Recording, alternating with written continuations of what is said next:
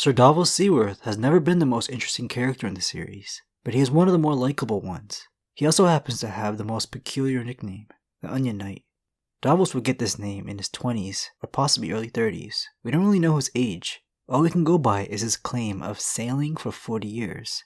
Since one of his many likable traits is his brutal honesty, this probably isn't an exaggeration. Way before he was the honest and caring Onion Knight, Davos was just your average impoverished child, doing whatever it takes to get by, and he ended up in the company of smugglers at an early age. He was born in the worst part of King's Landing, called Flea Bottom. It's a mess of a neighborhood where some of the poorest in the Seven Kingdoms live. But he got out early. He somehow found his way on the ship of a smuggler from Essos named Roro Yuharos, working as a cabin boy. Davos started working when he was like less than 10, and without him ever mentioning his parents, I think it's safe to assume they weren't very involved in his life. He could have been one of the many street orphans who roamed around Flea Bottom trying to survive any way they knew how. Roro was well known all along the narrow sea, but one day he eventually got caught. He was illegally trading with the wildlings near the wall, and the Night's Watch took his head for it. Allowing the wildlings to have steel weapons and armor was a pretty scummy thing to do, since all they ever hoped to do with their lives is raid the Southern Kingdoms.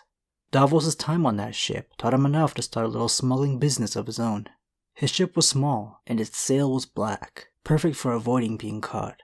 Soon enough, Davos was known as the most notorious and elusive smuggler in the Seven Kingdoms. His specialty, handling ships at night. The black of the morning was his favorite time.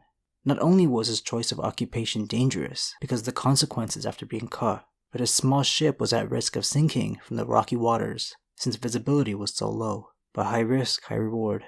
He traveled all over the continent and was probably making some good coin from all the tariffs and taxes he avoided. At some point during his criminal days, Davos found the love of his life, Mariah. After all these years of being together, he still constantly thinks of her when he's away and calls her the best woman in the world. They had 7 sons together. When the opportunity came knocking, his years of smuggling experience gave him the confidence to attempt his most daring infiltration. In 282 AC, when Davos was around 30, maybe a bit younger, Robert Baratheon and his allies rebelled against the Targaryen royal family. The Mad King's antics were getting out of hand, so he needed to be put down. Robert was the Lord of Storm's End in the Stormlands, but spent a large portion of his young life living in the Vale, being fostered by Jon Arryn along with his foster brother Ned Stark. So Robert's younger brothers, Stannis and Renly, didn't really spend much time with him. Renly was just a child in 282 AC, but Stannis was only a year younger than Robert. Instead of joining the war campaign, the younger brothers stayed back in the strongly fortified castle.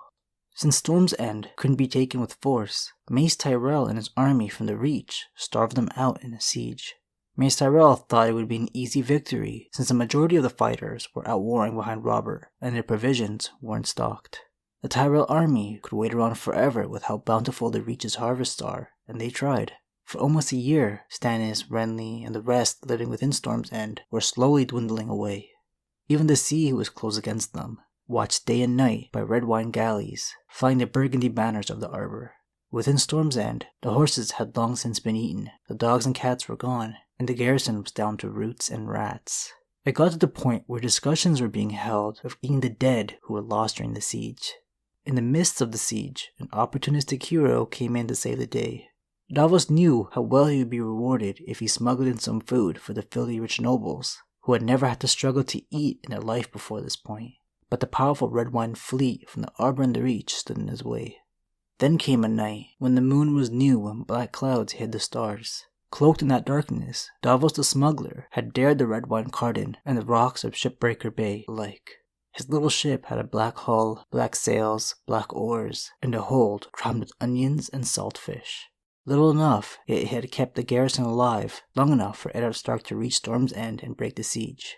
Shipbreaker Bay is already the most dangerous body of water in the Seven Kingdoms due to its powerful storms. It's how Stannis and the rest of the Baratheon brothers lost their parents to a shipwreck just outside their home. Davos was talented enough to traverse these waters, even skilled enough to stick to the rocky shores in the Black Night.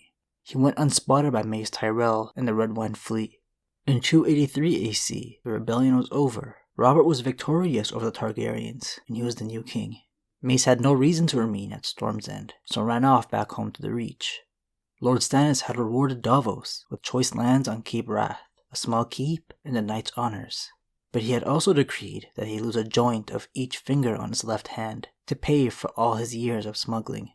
Davos had submitted on the condition that Stannis will knife himself. He would accept no punishment from lesser hands. Davos was known as the Onion Knight ever since. He was perfectly content with losing 4 fingers. He actually found it just, and what Stannis gifted him would change his life and families forever. Davos even named his 2 youngest sons in Stannis' honor, a boy named Stannis and another Stefan, named after Stannis' late father. On the other side of Shipbreaker Bay, from where Storm's End stands, is Cape Wrath, a heavily forested peninsula in the Stormlands that's regularly rainy.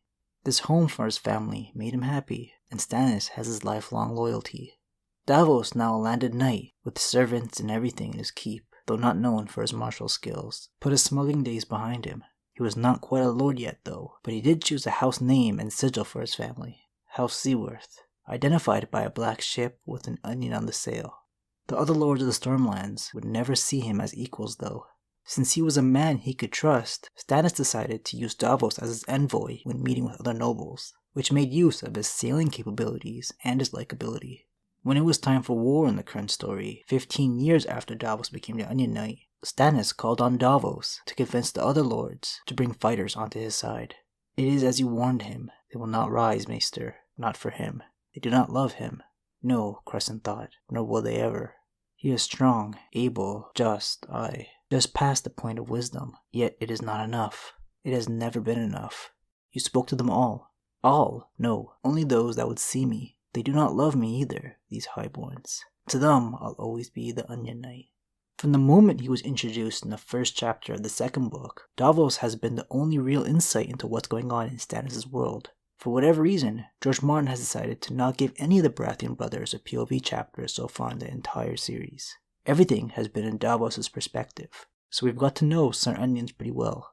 He's been the voice of reason and compassion to Stannis, colliding with Melisandre's questionable influence. As loyal and honest as he is, he won't just sit quiet and be completely obedient, like the time he saved the life of Robert's bastard when Melisandre wanted to sacrifice him to her fire god. In the third book, Stannis asks him, "What is the life of one bastard boy against the kingdom?" "Everything," Davos said softly. He's the angel on Stannis' shoulder to Melisandre's devil.